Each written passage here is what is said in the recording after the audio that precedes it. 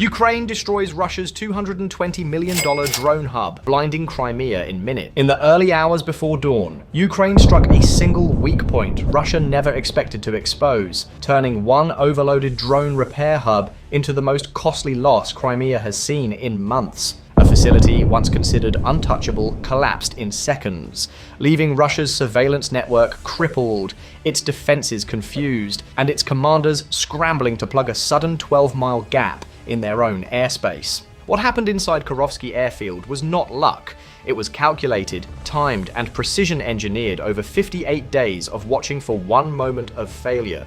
Now, let's begin the story from the very start. Today at 3:07 a.m., Ukraine delivered a precision strike that would ultimately cost Russia over $220 million in destroyed drones, radars, and support systems. What unfolded inside the perimeter of Kurovsky airfield was not a random barrage, but the result of nearly 2 months of surveillance, pattern tracking, and timing an attack to the single moment when Russia gathered its most valuable unmanned aircraft in one place. Ukraine waited, measured, confirmed, and only then struck into that single exposed moment. The events that followed reshaped the operational picture over western Crimea and exposed a vulnerability Moscow never expected to reveal. The first explosive impact tore through the eastern edge of Kurovsky before the Russian crews inside understood what was unfolding. A Flamingo FP-5R missile moved across the flight line at barely 150 feet, maintaining a shallow glide until its warhead detonated, with enough force to rip open a 40-meter section of the main hangar roof. Beneath that roof sat a cluster of Orion long-range reconnaissance drones, 9 to 15 airframes, each worth between $4 million and $9 million, packed wing-to-wing for late-night repair cycles. 2 seconds later, the second strike followed. The blast hammered the hangar bays, scattering burning fragments and feeding fires that immediately jumped from ruptured fuel lines to exposed power cabinets. Under the harsh stadium lighting that ringed the base, the most valuable eyes Russia used to police the Black Sea coastline were suddenly engulfed in flame. The destruction was immediate, but the conditions leading to it had been constructed with remarkable precision. Before it, at 2:41 a.m., Kurovsky, one of Russia's last operational Orion maintenance hubs in Crimea, was operating under intense pressure. The airfield was not silent. Instead, it pulsed with the noise of generators, electric tool whine, and crews moving with urgency. Inside the 2 adjoining repair bays, nearly a dozen Orion drones were undergoing simultaneous servicing. Some lacked navigation modules, others had been partially disassembled after suffering jamming disruptions from Ukrainian electronic warfare earlier in the week. The hub itself was valued at nearly $180 million, and on this night, it was stretched to capacity. What the Russian personnel did not know was that everything inside those hangars, the movement of mechanics, the rotation of cranes, the traffic of fuel trucks, was being watched from hundreds of miles away. For 58 days, Ukrainian analysts had built a complete behavioral map of the base. They monitored shift changes, tracked when supply vehicles departed for fuel resupply, and measured moments when discipline briefly slipped. By 2:43 a.m., a new satellite frame arrived in the Ukrainian command room. It showed 2 rows of Orion airframes being rolled out simultaneously, a rare occurrence and a clear indicator that the maintenance hub had reached its highest workload in 2 months. For Ukraine's planners, it pointed to a single conclusion. The strike window was opening. Minutes later, a small FPX micro drone costing just $3,800 skimmed into the perimeter at 42 feet.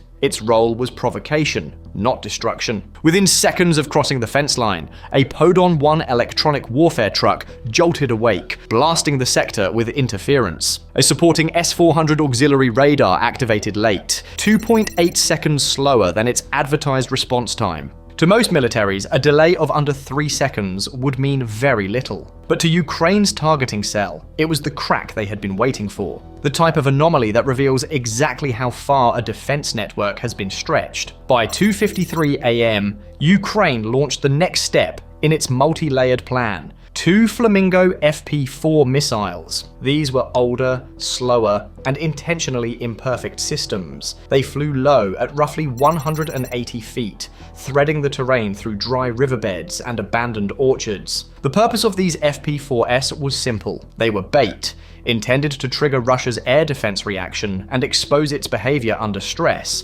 and they succeeded. Inside the S-400 command bunker, operators detected the incoming signatures and responded with confidence. Two 48N6 DM missiles, valued together at nearly $3.2 million, launched in a clean arc. But at 17 kilometers out, the interceptors overshot. The FP-4S disintegrated moments later due to terrain stress, but Ukraine did not need them to survive. The key objective had already been achieved: a full recording of the S-400's radar refresh cycles, lock-on behavior, and a precise map of a 54-meter blind strip along the far hangar wall. This data was the final puzzle piece. Today at 3:07 AM, 20 minutes after the probing strike, Russia believed the disturbance had ended. But in the Ukrainian command center, the decision had been finalized. Two Flamingo FP-5R missiles, upgraded with enhanced propulsion for an 8% increase in speed, left their rails. They flew at barely 150 feet, pushing through the low coastal plain with the purpose of tearing open a corridor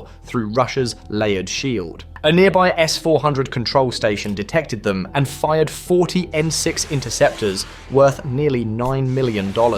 However, the angles were insufficient, the radar refresh was lagging, and a 3-second delay sealed the failure. The interceptors cut through empty sky. The FP-5Rs did not slow. The first struck the 92 N6E2 engagement radar, destroying Russia's primary tracking array in a flash of sparks. The second hit an S-500 relay node 11 kilometers north, plunging the sector into effective radar blindness. For the first time in years, the air over western Crimea held no active surveillance grid. Into that void came the next wave. 4 FP-2 Sentinel drones swept through the open corridor. The first drilled into the thin roofing sheet, tearing open the structure. 3 more followed, sending shockwaves into the densely packed line of Orion drones. The hangars, already compromised, began deforming as repeated blasts and internal fires weakened their structure. By 3:11 AM, the shockwaves were still rolling across the airfield when Russia's remaining defenses activated. A Pantsir S-1 crew attempted to establish firing parameters, but smoke drifted across their sensors, distorting half their thermal returns. The first hostile signatures appeared at 3 hours, 11 minutes, and 32 seconds AM. 6 FPV-X-9 drones flying in staggered pairs at less than 130 feet. Their signatures were small and erratic, designed to overwhelm targeting algorithms. The Pantsir fired 4 missiles, burning through nearly $800,000 worth of interceptors in seconds. 2 drones were destroyed outright. A third broke apart under shockwaves, but the remaining FPV-X-9SS executed a split maneuver, shifting their angles to 37 degrees,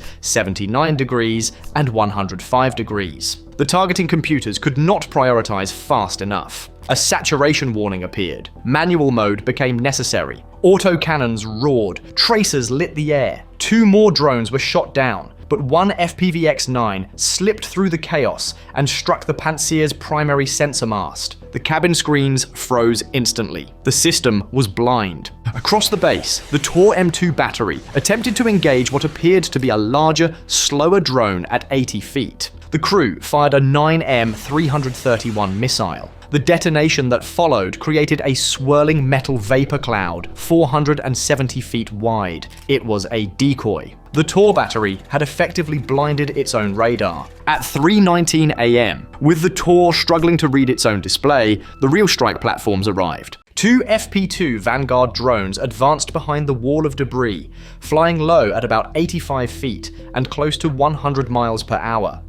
Their operators navigated by fiber optic link, threading them through terrain features invisible to the Russian crews. The first FP-2 targeted the fuel storage lane. Its camera locked onto 4 Mi-8 helicopters, staged with tens of thousands of pounds of aviation fuel. Moments later, its detonation produced a rolling blast that sent fire sweeping across the tarmac, feeding secondary explosions and punching into an adjacent workshop. The second FP-2 hit the compromised hangar at an 18 degrees angle. Its warhead tore through the line of Orion drones, setting off a chain reaction of heat, exploding batteries, ruptured fuel lines, and warping beams. By 3:22 a.m., Kirovsky was burning so intensely that its heat plume was visible in satellite imagery from more than 45 miles away. The mass of Orion airframes, each a multi-million-dollar sensor platform, collapsed into a twisting pile of frames and melted composites. What had been Russia's primary reconnaissance repair hub was now a silhouette of ruins under an orange sky. As the blaze grew, the strategic cost became unavoidable. Ukraine had spent under $80,000, while Russia lost between $220 million and $270 million in drones, radars, sensors, helicopters, and infrastructure. More importantly, Russia lost approximately 68% of its long-range surveillance coverage over the western Black Sea. Without the Orion fleet, coastal defenses lost their primary early warning system. Naval routes, once considered safe, became blind corridors. By dawn, Russian command posts across Crimea were forced into emergency decisions. Should they pull air defense systems from frontline armor already strained under Ukrainian drone pressure? Or should they redirect them to defend high-value rear positions that suddenly proved vulnerable? Every option created new risks. Redeployment orders moved quickly. In protecting their rear, Russia unintentionally created a 12-mile-wide corridor along the western coast, an opening that Ukraine could exploit for future operations. What remained of Kirovsky airfield by sunrise was a burned-out grid of twisted scaffolding and collapsed hangars. The most sensitive UAV repair facility Russia possessed in Crimea had been erased in just over 90 seconds. In that short window, the strike demonstrated that precision and timing can reshape a battlefield more effectively than massed firepower. And as smoke continued to rise thousands of feet into the morning sky, the deeper shift became apparent. Russia's sense of invulnerability in Crimea had fractured. Strategic confidence had been replaced with hurried recalculation. Assumptions about air defense strength, early warning reliability, and safe logistics routes no longer hold. Today's strike delivered Russia a loss exceeding $220 million, but the greater cost was the uncertainty it introduced. A region once seen as fortified is now in doubt. And for commanders on both sides, doubt changes everything. So the question becomes, with a 12-mile corridor now open and Russia scrambling to reposition, what would Ukraine logically choose to target next?